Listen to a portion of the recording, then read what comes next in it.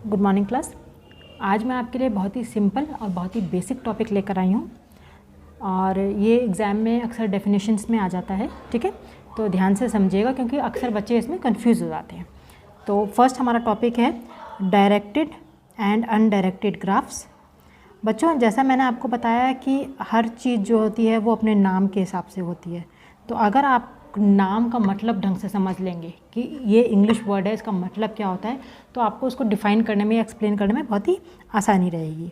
तो जैसे कि हमारे डायरेक्टेड और अनडायरेक्टेड ग्राफ्स हैं। डायरेक्टेड का मतलब होता है जिनकी डायरेक्शन होती है, जो स्पेसिफाइड होते हैं कि हाँ इनकी डायरेक्शन है, उनको हम डायरेक्टेड ग्राफ बोलते हैं।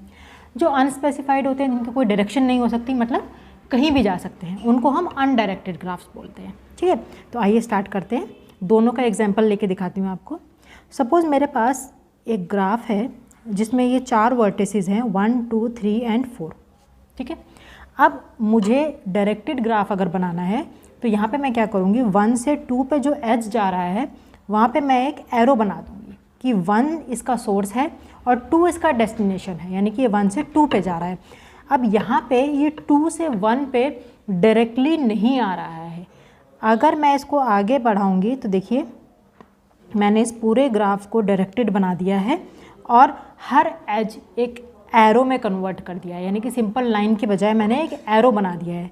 तो ये शो कर रहा है कि 1 से हम 2 पे जा सकते हैं, 2 से 3 पे जा सकते हैं, 3 से 4 पे और 4 से अगेन 1 पे। तो इस तरह के ग्राफ जिसमें डायरेक्शंस दे रखी होती है, एरोज दिए होते हैं, इनको हम कहते हैं डायरेक्टेड ग्राफ्स।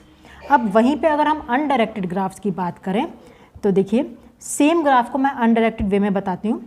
ये मेरा अनडायरेक्टेड ग्राफ है, ये मेरे 4 वर्टिसेस हैं, ये देखिए 1, 2, 3 एंड 4। अब 1 से 2 पे, 2 से 3 पे और 3 से 4 पे और 4 से 1 पे हमारे एजेस जा रहे हैं।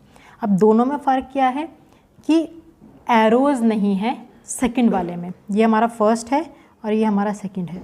तो जो सेकंड वाला ग्राफ है उसमें देखिए आप एरोज़ नहीं है। इसका मतलब ये हुआ कि यहाँ पे हम जब अगर हम पाथ बनाएं तो 1 से 2 पे भी जा सकते हैं और 2 से 1 पे भी आ सकते हैं, 2 से 3 पे भी जा सकते हैं और 3 से 2 पे भी आ सकते हैं। Similarly 3 to 4 and 4 to 3, 4 to 1 and 1 to 4।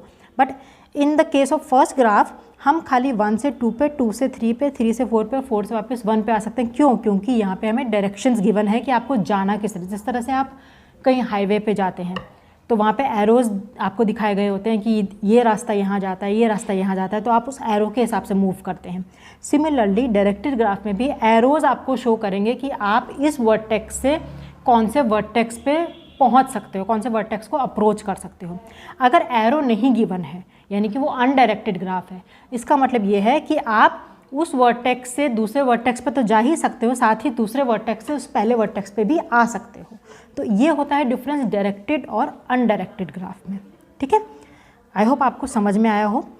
Second हमारा जो डिफरेंशिएशन था वो था हमारा वेटेड और नॉन वेटेड ग्राफ का।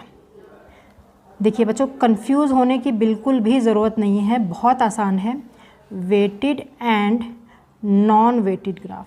अब वेटेड क्या होता है? वेटेड मतलब जिसका वेट हो, जैसे हमारा वेट होता है या किसी भी ऑब्जेक्ट का हम कह दें कि वेट होता है। सिमिलरली अब ग्राफ में वेट किस चीज़ का होगा? ग्राफ में वेट होगा हमारे एजेस का।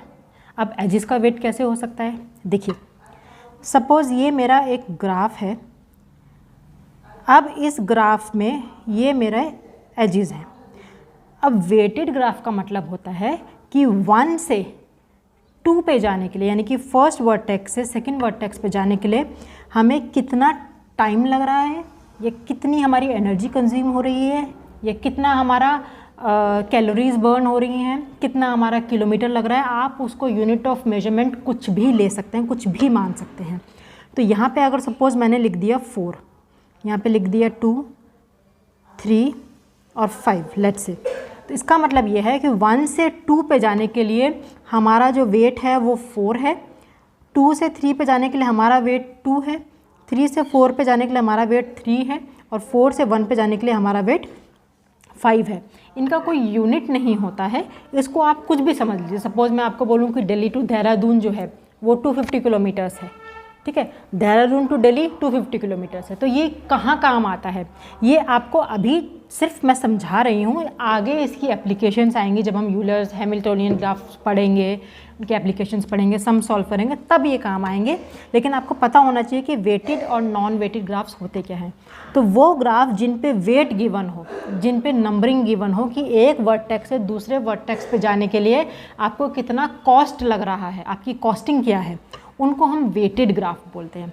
Non weighted again simple graphs होते हैं आपके नॉन वेटेड ग्राफ्स। सपोज़ ये आपका एक ग्राफ है 1 2 3 एंड 4 और ये बन गया हमारा नॉन वेटेड ग्राफ, जिसमें बिल्कुल सेम है लेकिन वेट्स गिवन नहीं है एजिस पे।